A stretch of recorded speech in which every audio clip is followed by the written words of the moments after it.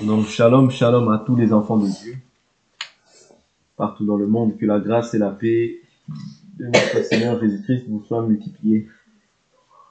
Nous sommes toujours dans notre enseignement, l'affermissement. Nous sommes en train de voir, comme je dis, l'affermissement par rapport, qui veut dire simplement fortifier, rendre solide, rendre ferme ce que nous confessons, par la grâce de Dieu. Et nous avions vu premièrement que le Seigneur, lorsqu'il appelle Pierre, il lui dit lorsque tu seras revenu à moi, affermis tes frères. Ok? Donc la chose qui compte beaucoup plus pour le Seigneur, ce n'est pas le fait que tu fasses des miracles. Parce que nous voyons que beaucoup feront des miracles au nom de Jésus, mais par la suite, le Seigneur dira, je ne vous ai jamais connu. Et la chose qui compte pour le Seigneur, c'est premièrement, je ne dis pas que les miracles sont mauvais, parce qu'hier nous avons parlé de tout ce qui est don, et dans les dons aussi, il y a l'affermissement. Je ne dis pas que les miracles et tous les dons sont mauvais, loin de là. Mais les miracles accompagnent. C'est-à-dire en premier lieu, ce qu'il doit y avoir, ce que le croyant doit connaître, c'est-à-dire la fondation, le fondement, l'enseignement, les préceptes, les règles qu'il doit mettre en pratique pour son salut, pour sa marche. Parce que c'est l'enseignement, quand il est mis en pratique comme il se doit, c'est ça qui va faire en sorte que ça va accompagner les miracles. Ouais, les miracles accompagneront quand tu auras l'enseignement, et pas le contraire. Pourquoi? Dieu ne se trompe pas. Dieu ne peut pas te donner les miracles et après l'enseignement. Bon, dans sa souveraineté, il est Dieu. Mais dans le principe que Dieu établit, c'est comme quand on veut venir au salut, quand on vient au salut, repentez-vous, que chacun de vous soit baptisé au nom de Jésus-Christ pour le pardon de vos péchés et vous recevrez le don du Saint-Esprit. Mais il y a des fois où ça a été fait autrement. C'est-à-dire que Paul, hier, a prêché, les gens ont été baptisés du Saint-Esprit et ils ont été baptisés d'eau par la suite. Vous comprenez? Donc dans la souveraineté de Dieu, Dieu peut le faire. Mais dans la volonté parfaite de Dieu, tu dois d'abord au préalable avoir l'enseignement. Parce que l'enseignement, c'est ça qui va te donner c'est ça qui va te permettre, c'est comme une balustrade. Ok? C'est ça qui va te donner des limites. Tu sauras quoi toucher et quoi ne pas toucher. Tu sauras quoi faire dans la maison de Dieu et qu'est-ce que tu ne dois pas faire. Vous comprenez? Voilà pourquoi l'enseignement est très important. Voilà pourquoi nous avons vu l'écriture dans Psaume qui dit « Dans leur détresse, ils invoquèrent l'Éternel. L'Éternel envoya sa parole et sa parole les guérit. » Parce que Dieu nous guérit par la parole. Okay? Dieu nous guérit au préalable par la parole. Voilà pourquoi il est très important d'être bien fondé, bien assis sur la fondation qui est Christ. Comme nous dit Éphésiens 2:20, vous avez été édifiés sur le fondement des apôtres et des prophètes, Jésus-Christ étant la pierre angulaire. D'accord? Donc, Dieu ne peut pas, quand je dis ne peut pas, comprenez-moi. C'est-à-dire que dans la volonté de Dieu, c'est d'abord tu enseignes. Tu es bien bâti sur l'enseignement. Et ensuite, la prédication va accompagner. Les miracles, du moins, vont accompagner la prédication. Okay? Donc, c'est très important. Parce que si quelqu'un qui n'est pas enseigné, mais qui a les miracles, c'est-à-dire, il va se glorifier. Il va s'attribuer cette gloire. Or, la gloire ne revient pas à un homme, la gloire revient à Dieu. C'est Dieu simplement qui s'est servi de toi pour manifester, c'est-à-dire, il s'est servi de toi pour faire manifester sa gloire au travers des gens de ce monde, par exemple. Ouais. Il peut t'utiliser, tu pries pour un malade, ce malade est guéri et ce malade donne sa vie à Jésus. Ouais. Dieu t'a utilisé, il est passé par ton canal pour que ce malade-là reconnaisse que Dieu est vivant. Est-ce que vous comprenez? Pour ça, je dis que la connaissance est importante. Si tu n'as pas la connaissance, tu vas t'enorgueillir. Et quand les gens vont venir t'acclamer, comme ça a été le cas pour Paul, voilà, Paul, comme il avait la connaissance, qu'est-ce qu'il a fait? Il a déchiré ses vêtements parce qu'ils étaient venus lui offrir un sacrifice. Et c'est grave. S'il acceptait ça, c'était grave. Devant Dieu, il allait avoir des grands problèmes. Là, il allait avoir un problème avec Dieu directement. C'est-à-dire, Dieu aussi, des fois, peut t'éprouver comme ça, pour voir si réellement tu es bâti, si tu ne recherches pas une gloire personnelle. Vous comprenez? Voilà pourquoi l'Écriture dit dans Ésaïe 42, verset 8, « Je ne donnerai pas ma gloire à un homme, ni mon honneur au statut. » Mais Dieu dit quoi? Dieu dit, si quelqu'un me sert, mon Père l'honorera. Ça, c'est différent. C'est lui-même Dieu qui décide de t'honorer. Mais l'honneur, là, ne peut pas contredire l'écriture. Parce que l'écriture nous dit quoi? Lorsque la femme a l'esprit de Python, excusez-moi, je reste dans ça, mais on va avancer dans l'enseignement. Lorsque la femme a l'esprit de Python, acte 16, elle vint vers Paul. Elle dit, ces gens-là, ce sont des serviteurs de Dieu. Ils vous annoncent la voie du salut. Elle fit ça plusieurs jours. Après 3 jours, je crois, Paul excédé, oui, discernant l'esprit dont elle était animée, et il chassa l'esprit. Oui, il chassa l'esprit. Donc, pourquoi? Parce que l'Écriture dit que quand il sera venu, lui, le Saint-Esprit, il me glorifiera. C'est-à-dire, il ne glorifiera pas un homme, mais il glorifiera Jésus. Le Saint-Esprit glorifie Jésus. De même que Jésus a glorifié le Père, quand le Saint-Esprit vient, il doit glorifier Jésus. L'Esprit de vérité, quand il vient, il doit rendre témoignage. Il doit rendre témoignage de Jésus. Il doit glorifier Jésus. Vous comprenez? Il doit glorifier Jésus. Mais nous voyons que dans l'île de Malte, je crois, lorsqu'ils ont atterri là-bas, ils ont reçu aussi de grands honneurs de la part des gens par rapport au miracle que Dieu opérait là-bas. Ils ont reçu même de quoi, voilà, tout ce qui manquait à leur, voilà, tous les besoins dont ils avaient. Les gens de l'île de là ont répondu à leurs besoins. Mais cet honneur-là est différent. Vous comprenez? Cet honneur-là, c'est en commune, enfin, c'est Dieu, parce que l'Écriture dit, si quelqu'un me sert, mon Père l'honorera. Vous comprenez?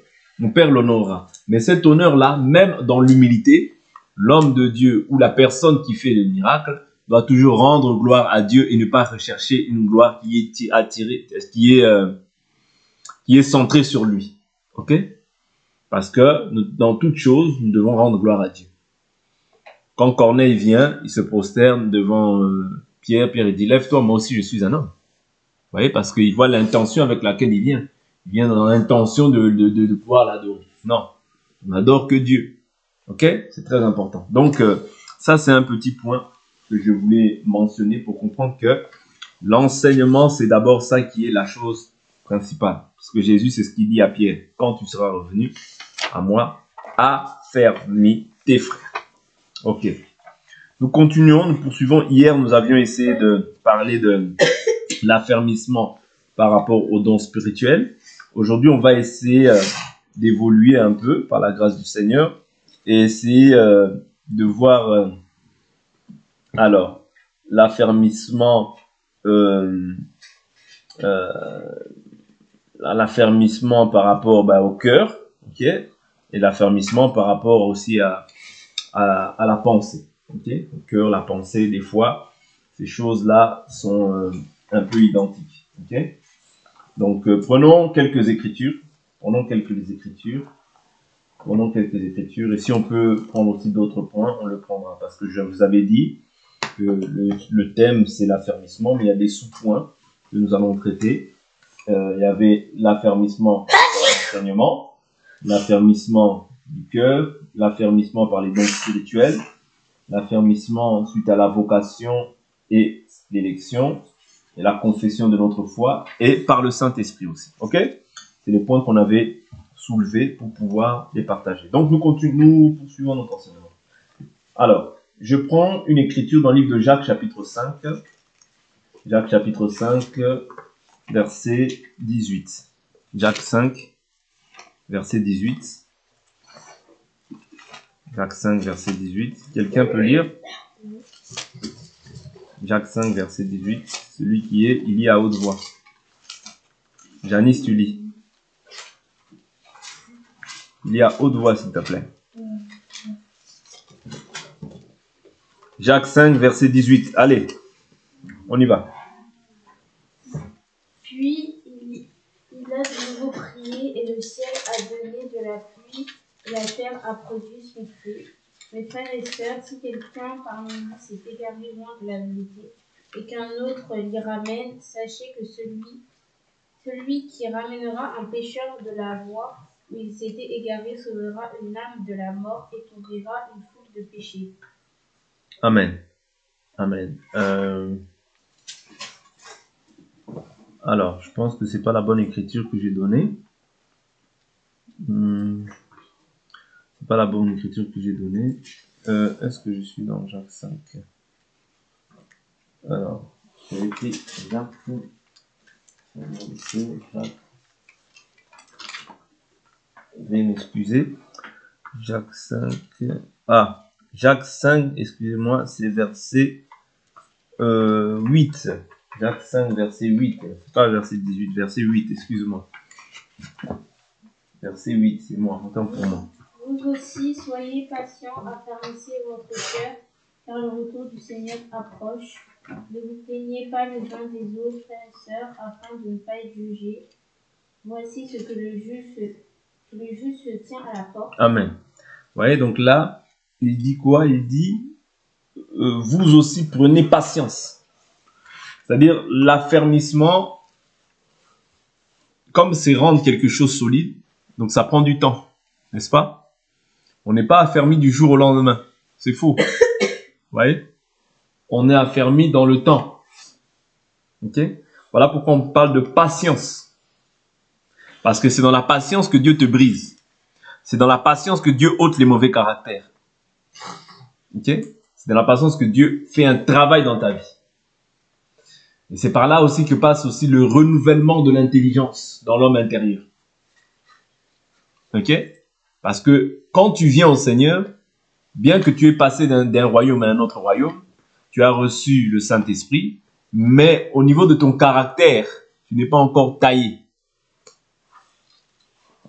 Au niveau de ton caractère, tu n'es pas encore taillé. Tu as encore la nature, tu as la nature nouvelle, mais ton caractère est toujours le même. Voilà pourquoi c'est là que vient la patience. Tu dois développer maintenant certains fruits de l'esprit, tels que la patience, ouais, l'amour, la joie, supporter les injustices. Tout ça, tu dois mettre parce que tu es dans un nouveau royaume. Tu dois maintenant, c'est-à-dire dans ce royaume-là, on doit t'apprendre comment marcher. Voilà pourquoi l'affermissement ne vient pas du jour au lendemain. C'est faux. Moi, je me lève, je cours. C'est faux. Non. C'est-à-dire que ça prend le temps. C'est faux. Parce qu'on doit ôter les mauvais désirs, tous les mauvais desseins de cœur que tu avais autrefois pour te montrer maintenant comment être agréable au Seigneur. Voilà pourquoi l'Écriture nous dit que toute plante que le Père n'a pas plantée sera déracinée. C'est-à-dire Dieu doit déraciner tout ce qui est mauvais. Tout ce qui est mauvais. Dieu doit faire un travail dans ta vie. Ouais. Il doit rendre ta foi ferme. Il doit affermir ton cœur. Ok? Il doit affermir ton cœur dans les choses d'en haut, pas dans les choses d'en bas. Les choses d'en bas, la Bible dit cherchez premièrement le royaume des cieux et sa justice, le reste vous sera donné par-dessus. Ça, quand tu étais dans le monde, tu ne pensais pas comme ça. Tu pensais autrement. Voilà pourquoi on doit t'apprendre comment marcher. Comment est-ce que tu dois penser? Comment est-ce que tu dois agir? Bien sûr, les mauvaises pensées sont là. La chair est là. Le diable rôde autour de nous.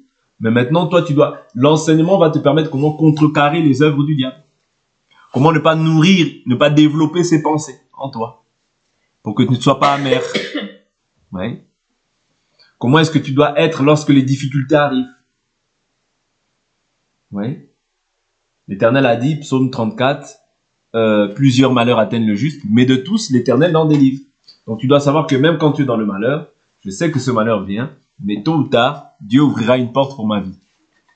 Parce que je suis son enfant, il ne m'a pas oublié. C'est ça que tu apprends l'enseignement. C'est comme ça que tu peux développer la patience. Quand tu espères au-delà de toute espérance. Quand tu ne vois rien, mais tu continues à espérer. Et tu continues à prier. Tu continues à méditer la parole. Même si tu ne vois pas, mais tu continues parce que tu sais que celui qui t'a appelé est fidèle. Et c'est là que c'est dur. Ouais. Affermir le cœur. Même si tu n'as pas à manger. Aujourd'hui, tu dois espérer que demain, j'aurai à manger. Même si on t'a retiré du travail aujourd'hui, tu dois espérer que Dieu ouvrira une porte. Même à la dernière minute, même à la dernière seconde, Dieu doit se glorifier. Et souvent ça, quand on regarde avec les yeux humains, on ne peut pas comprendre ces choses. Parce que c'est trop dur. C'est-à-dire, C'est pourquoi la foi, ce n'est plus regarder avec les yeux humains. C'est regarder avec la pensée de l'esprit. Parce que si tu regardes avec les yeux humains, tu seras toujours désespéré. Toujours, tu seras là à te lamenter. Or, quand tu te lamentes, ça veut dire que tu n'espères plus. Tu es en train de faire naufrage. Tu es sur la route pour faire naufrage dans la foi. Parce que la foi espère, la foi confesse, la foi appelle à l'existence ce qui n'existe pas. Je n'ai pas vu cette chose, mais je dis ça m'arriverait. Ça m'arrivera. Je n'ai pas vu l'enfant, mais j'ai besoin d'avoir un enfant. Je dis, Seigneur, il est écrit dans ta parole. Il est écrit. Tu as dit dans ta parole. Il n'y aura pas de stérile en Israël, ni de femme qui avorte. Seigneur, moi, je refuse que cet enfant-là puisse mourir. Moi, je refuse, Seigneur, notre Dieu, parce que tu l'as dit. C'est une écriture. Voilà pourquoi l'écriture dit, rappelle mon souvenir et plaidons ensemble. Affermir le cœur. Que ton cœur soit ferme dans les voies du Seigneur. Même si demain on te dit, ton enfant va mourir. Toi tu dis, il est écrit. Vous comprenez? Même si demain ton enfant va à l'hôpital, on te dit, c'est le dernier jour. À partir de là, c'est terminé. Tu diras, tu dois dire quoi? Mon Rédempteur est vivant. Il se lèvera le dernier.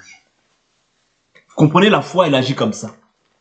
La foi, elle agit au-delà des limites que les hommes peuvent te donner. Bartimée, la foule s'élève. Il crie, fils de David, aie pitié de moi. La foule s'élève davantage, mais il crie plus fort. Pourquoi? Et Jésus, quand il crie plus fort, Jésus, il fait quoi? Jésus s'arrête. Que veux-tu que je fasse pour toi? C'est ça qu'on doit comprendre. C'est-à-dire, c'est comme ça que notre cœur doit marcher. Ne plus regarder avec les 5 sens humains, mais regarder avec le cœur de l'esprit, avec la pensée de l'esprit. Parce que, je vous assure, avec tout ce que nous voyons sur cette terre, si nous continuons, si nous regardons seulement avec les 5 sens, mais 2 ans c'est trop, on va abandonner cette voie-là. Mais si tu regardes c'est-à-dire avec les yeux de la parole, avec les yeux de l'esprit, là tu pourras continuer à marcher avec le Seigneur. Même lorsque tout le monde t'abandonnera, même lorsque les tempêtes s'élèveront, eh bien, tu diras non, le Seigneur il a fait une promesse. Il est fidèle. Il est fidèle. Il est fidèle. Vous comprenez? Il est fidèle. Il se lèvera toujours le dernier. Quoi qu'il arrive, quoi qu'il se dise, quoi qu'on fasse, c'est lui qui a le dernier mot. Et quand tu marches comme ça, Dieu agrée. Mais c'est pas parce qu'il agrée qu'il va se manifester directement. Mais il agrée. Pourquoi? Parce que sans la foi, il est impossible de lui être agréable. Il faut que celui qui s'approche de Dieu croit quoi?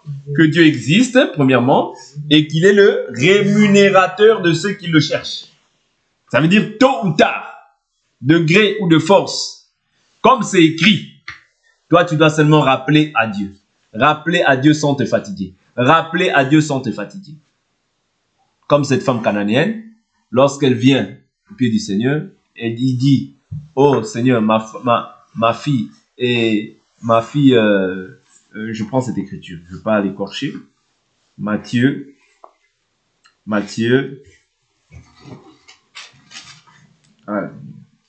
chapitre 15. Alors, 21. Jésus partit de là et se retira dans le territoire de Tyr et Sidon. Une femme cananéenne qui venait de ces contrées lui cria, aie pitié de moi, Seigneur, fils de David. Ma fille est cruellement tourmentée par le démon. Il ne lui répondit pas un mot. Ses disciples s'approchèrent et lui demandèrent, renvoie-la, car elle crie derrière nous. Elle crie. Il y a des choses, quand tu n'y arrives plus, quand tu vois que tu es au bout, crie au Seigneur. Crier, c'est aussi prier en soi. Mais il y a des choses aussi, quand tu es à bout, crie au Seigneur. Seigneur, je suis à bout. Seigneur, révèle-toi. Seigneur, manifeste ta gloire. Je veux voir ta gloire. Crie au Seigneur. Vous savez, l'attitude qu'on a dans la détresse détermine aussi la manière dont tu veux aussi que Dieu se manifeste. Vous comprenez? Quand tu es insistant, persévérant, Dieu aussi va se manifester. Mais quand tu prends les choses de Dieu à la légère, oh j'ai prié. voyez, tu pries comme d'habitude. Non. Il y a des choses, hein, quand ça mérite les cris, crie à Dieu. Vous voyez, crie à Dieu.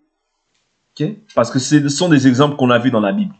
Il ne lui répondit pas un mot. Il ne lui répondit pas un mot. Ses disciples s'approchèrent et lui demandèrent, renvoie-la car elle crie derrière nous.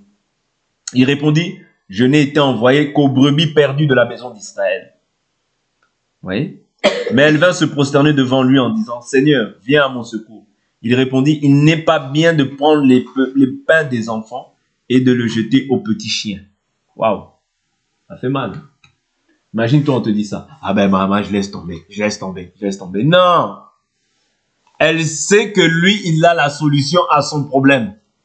Il y a des choses, même quand tu vois des obstacles, il faut être persévérant. Les obstacles ne doivent pas être pour toi un signe d'abandon. Il n'est pas bon de donner le pain des enfants aux petits chiens. Qui étaient les enfants? C'était Israël. Les chiens, c'est qui? C'était nous, les nations. Nous étions des chiens. Vous comprenez? Les nations, tous autant que nous sommes, nous étions les chiens. Ok? Parce que nous étions des animaux. Nous n'avions pas part aux choses saintes. Nous étions privés du droit de cité en Israël.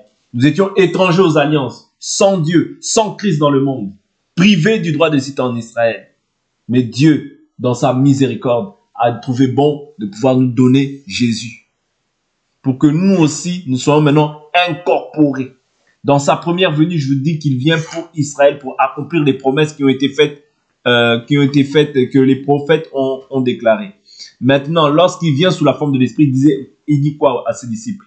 Allez, faites de toutes les nations mes disciples. Mais lorsqu'il vient, il est dans la chair. Il dit, n'allez pas, allez plutôt vers les brebis perdues de la maison d'Israël. Vous voyez? Mais lorsqu'il revient en esprit, il dit, allez, faites de toutes les nations maintenant mes disciples. Vous voyez? C'est-à-dire Jésus est venu en 2 temps.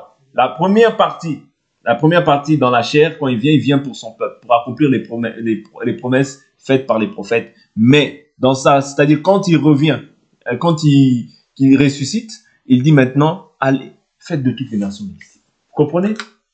Donc là, il dit, il n'est pas bien de prendre le pain des enfants et de le jeter aux petits chiens. Oui, Seigneur, dit-elle. J'aime beaucoup sa réponse. Parce qu'on voit aussi la persévérance. Si ton cœur n'est pas affermi, tu vas te décourager. Oh, d'ailleurs, bon, ben, les choses là, en fait, c'est même pas pour nous. Et tu vas trouver des raisonnements pour te perdre davantage. C'est comme ça que beaucoup se sont perdus. Oh, d'ailleurs, bon, ben, on dirait que le Seigneur n'est que pour eux. On dirait que c'est que pour eux. Nous, on n'a aucune part. Et tu vas dans les dieux des noirs.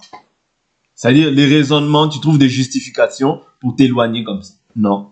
Tu as tout perdu si tu abandonnes cette voie. Tu as tout perdu. Oui.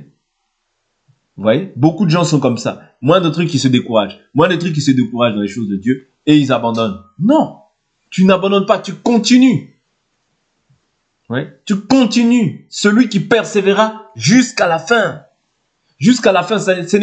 Jésus a dit jusqu'à la fin. Mais il ne t'a pas dit qu'entre-temps, il y aura des épreuves. Il y aura des obstacles. Il y aura du mépris. Il y aura de la haine. Il y aura du rejet. Tout ça.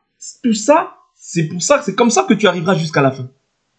Jusqu'à la fin, ce ne sera pas paisible. Détrompe-toi. Si tu crois que ce sera paisible, on peut te taper pour le nom du Seigneur. Et qu'est-ce que tu vas faire? Oh non, comme on m'a tapé, j'abandonne Jésus. Mais tu n'as pas l'amour de Dieu en toi.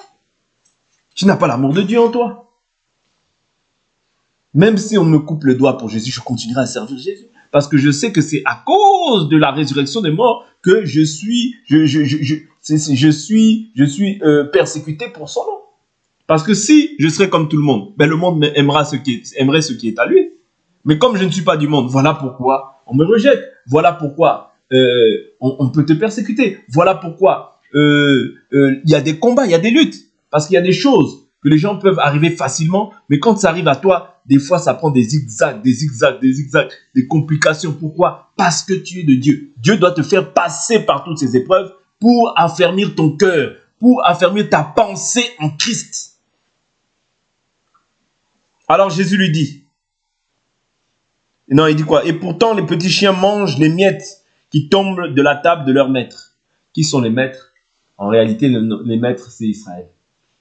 Parce que c'est eux qui ont reçu la grâce avant. Nous avons reçu les miettes. Ouais?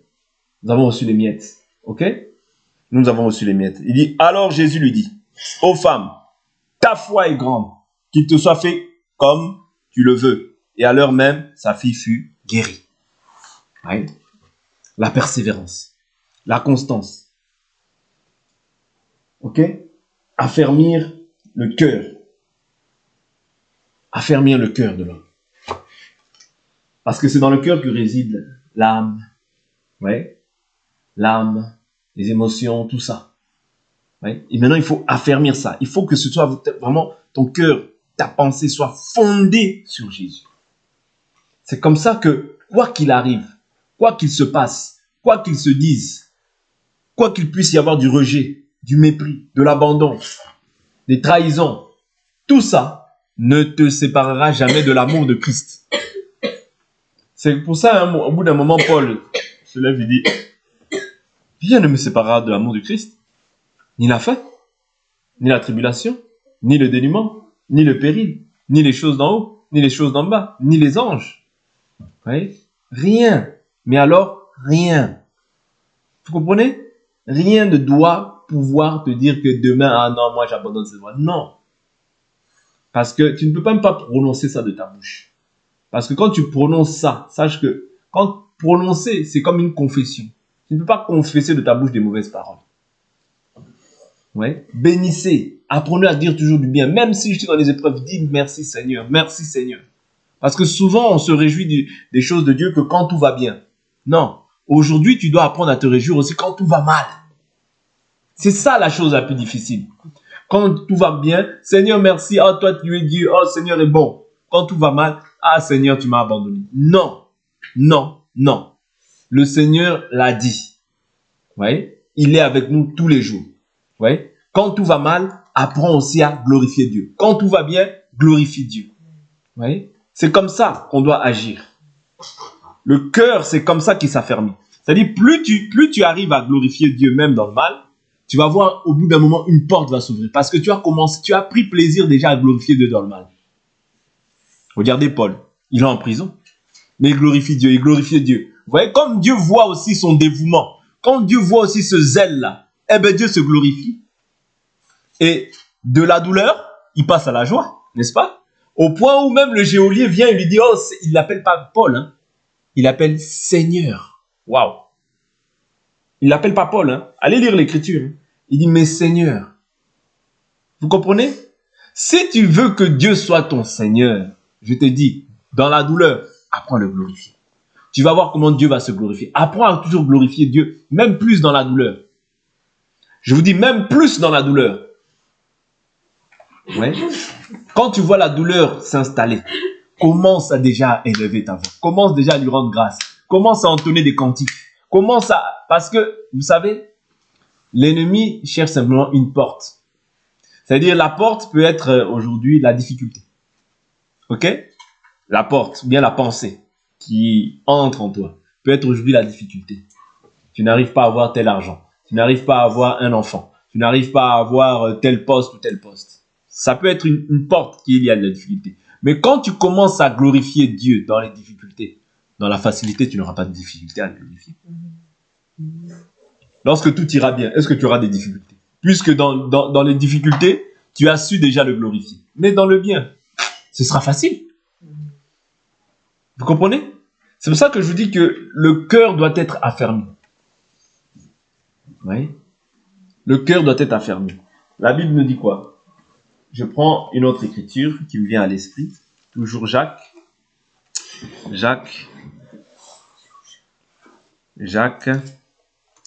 Alors, Jacques. Sandra, tu vas lire. Jacques, chapitre...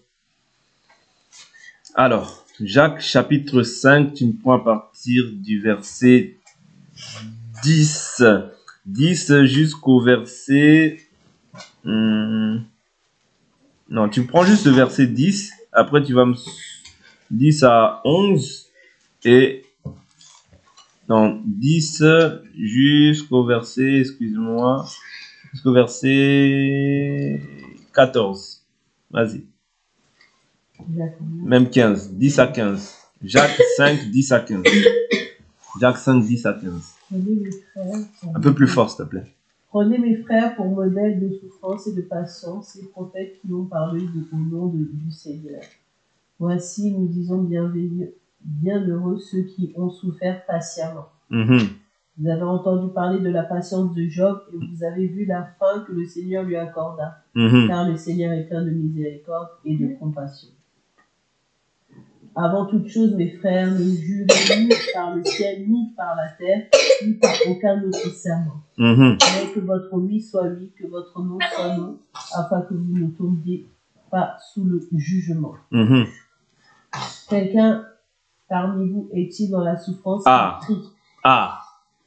Premier élément, quelqu'un est-il dans la souffrance qui fasse quoi? Qu'il prie.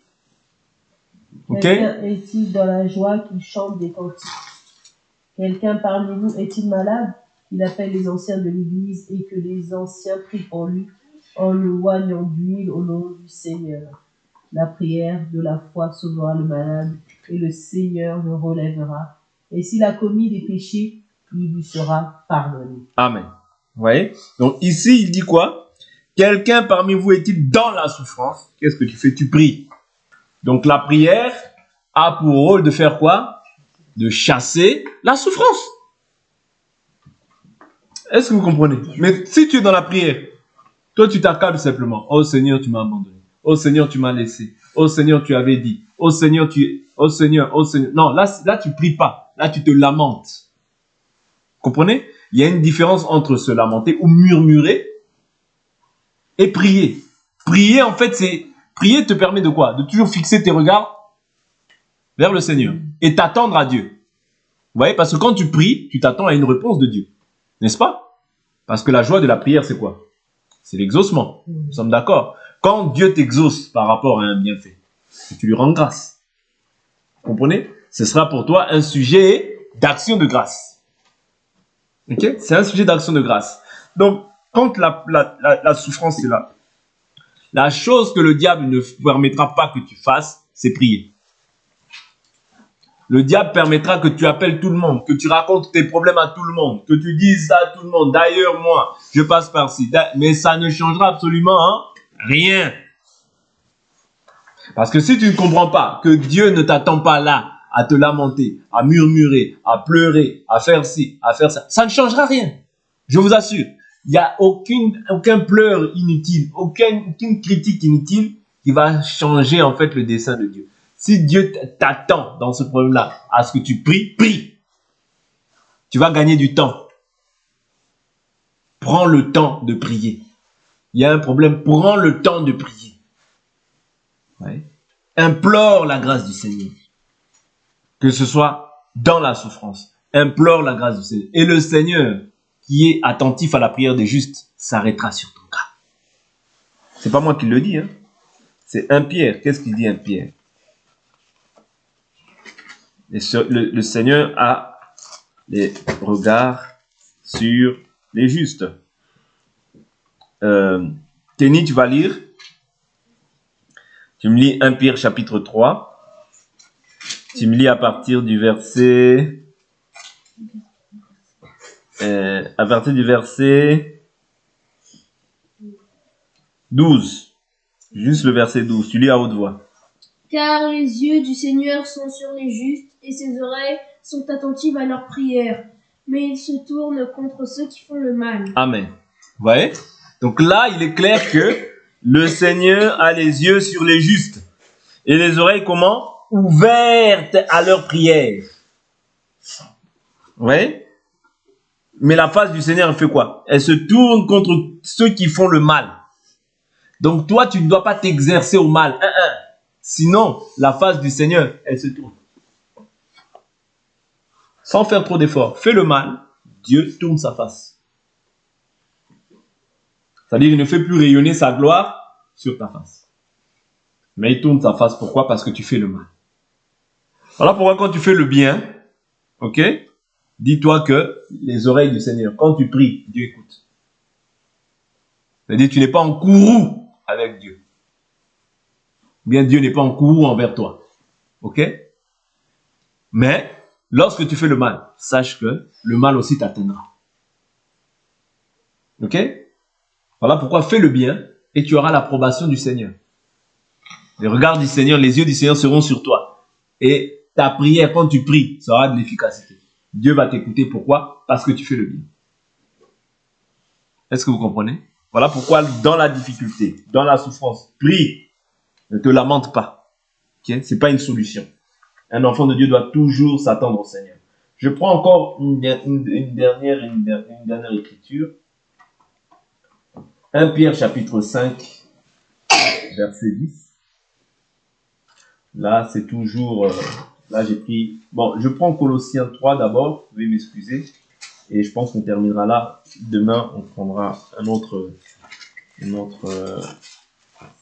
écriture par la grâce du Seigneur. Colossiens chapitre 3. Colossiens 3. Alors, Colossiens 3. Si donc vous êtes ressuscité avec le Christ, cherchez les choses d'en haut. Ouais. Cherchez les choses d'en haut. Autrement dit, affectionnez-vous aussi aux choses d'en haut. Où le Christ est assis à la droite de Dieu. Pensez à ce qui est en haut et non à ce qui est sur la terre. Car vous êtes morts et votre vie est cachée avec le Christ en Dieu. Quand le Christ, votre vie, paraîtra, alors vous ferez quoi? Vous paraîtrez aussi avec lui dans la gloire.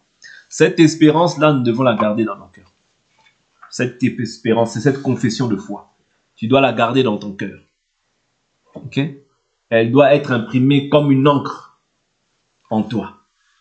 Que quand Christ viendra, toi aussi tu paraîtras avec lui dans la gloire. Qu'on ne te distrait pas. Qu'on ne te détourne pas de l'espérance. Garde les yeux fixés sur le Seigneur. 5. Faites donc mourir. Vous voyez, c'est-à-dire pour pouvoir bénéficier de tout ce qui a été dit précédemment, il faut faire donc mourir maintenant votre nature terrestre. C'est-à-dire que les choses de Dieu, la Bible dit c'est gratuitement que vous avez été livrés au péché, ce n'est pas à prix d'argent que nous allons être rachetés. Oui, ça c'est un fait, c'est un point. Nous avons été rachetés gratuitement, nous avons été sauvés gratuitement par la grâce au moyen de la foi. Mais néanmoins, c'est-à-dire le salut est aussi conditionné par le fait que tu meurs pour toi-même, par le fait que tu abandonnes ton ancienne vie. Donc voilà pourquoi il dit ici, faites donc mourir. Donc il conditionne votre nature terrestre, l'inconduite, l'impureté, les passions, les mauvais désirs et la cupidité qui est une idolâtrie. C'est pour cela que vient la colère de Dieu sur les rebelles. Donc si toi et moi qui avons cru, nous livrons à ces choses, pensant que Dieu est avec nous, c'est-à-dire, ou bien nous élevons, en fait quand nous prions, nous prions mais nous élevons des mains impures. Et Dieu ne peut pas écouter ça. Parce que nous l'avons vu dans le livre de 1 Pierre. Les oreilles du Seigneur, le Seigneur a les oreilles ouvertes à la prière des justes. Ouais. Mais lorsqu'on fait le mal, Dieu nous cache sa face. Donc il dit, c'est pour cela que vient la colère sur les rebelles. Verset 7. Vous marchiez ainsi autrefois. C'est pourquoi je dis souvent que quand on te voit, on ne peut pas te conjuguer comme autrefois. On ne peut pas te voir comme autrefois. Non. On doit voir une personne nouvellement créée. Une nouvelle créature. Une personne qui manifeste le fruit de l'esprit. Le caractère de Christ. La douceur, la joie, la bonté, l'amour, la bienveillance, la fidélité. Tout ça doit être manifesté en toi. Parce que tu es une nouvelle créature. Mais maintenant, vous aussi rejetez tout cela. Colère, animosité, méchanceté, calomnie, paroles grossières qui sortiraient de votre bouche. Ne mentez pas les uns aux autres, vous qui avez dépouillé la vieille nature avec ses pratiques et revêtis la nature nouvelle qui se renouvelle en vue d'une pleine connaissance selon l'image de celui qui l'a créé. Okay? Et au verset 12, si quelqu'un peut reprendre la lecture, Sandra, si tu peux reprendre la lecture du verset 12 et tu termines au verset 17. On termine là. Si tu peux reprendre la lecture à partir du verset même 11 jusqu'au verset 17, on s'arrête là. Il n'y a ici ni grec, ni juif, ni circoncis, ni incirconcis, ni barbare, ni saint, Cite, ni esclave, ni libre, mais Christ est fils et en tous. Amen. Vas-y, continue. Ainsi donc, comme des élus de Dieu, saints et bien-aimés, Revêtez-vous d'entrailles de miséricorde, de bonté, d'humilité, de douceur, de patience. Supportez-vous les uns les autres, et si l'un a sujet de se plaindre de l'autre, pardonnez-vous réciproquement. De même que le Christ vous a pardonné, pardonnez-vous aussi. Et par-dessus toutes ces choses, revêtez-vous de la charité, qui est le lien de la perfection. Et que la paix de Christ, à laquelle vous avez été appelés pour former un seul corps, règne dans vos cœurs, et soyez reconnaissants. Que la parole de Christ habite parmi vous abondamment. Instruisez-vous et exhortez-vous les uns les autres en toute sagesse, par des psaumes, par des hymnes, par des cantiques spirituels, chantant à Dieu dans vos cœurs sous l'inspiration de la grâce. Et quoi que vous fassiez en parole ou en œuvre, faites-vous tout au nom du Seigneur Jésus, en rendant par lui des actions de grâce à Dieu le Père. Amen.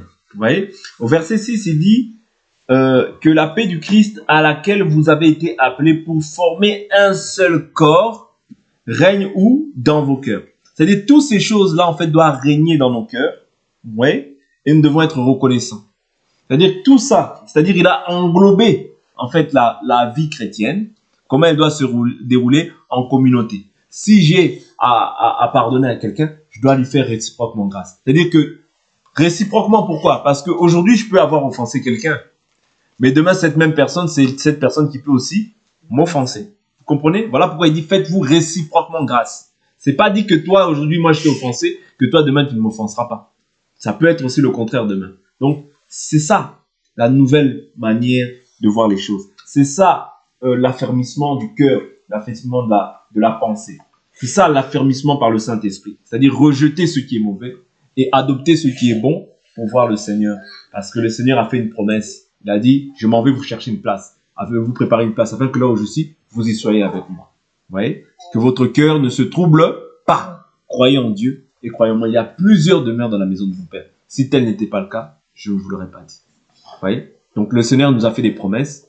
Et ces promesses, nous les hériterons si, et seulement si, nous conformons aux exigences et aux préceptes, aux commandements que le Seigneur nous a donnés pour notre salut. Pour aujourd'hui, on s'arrête là. On va prier au nom de Jésus-Christ.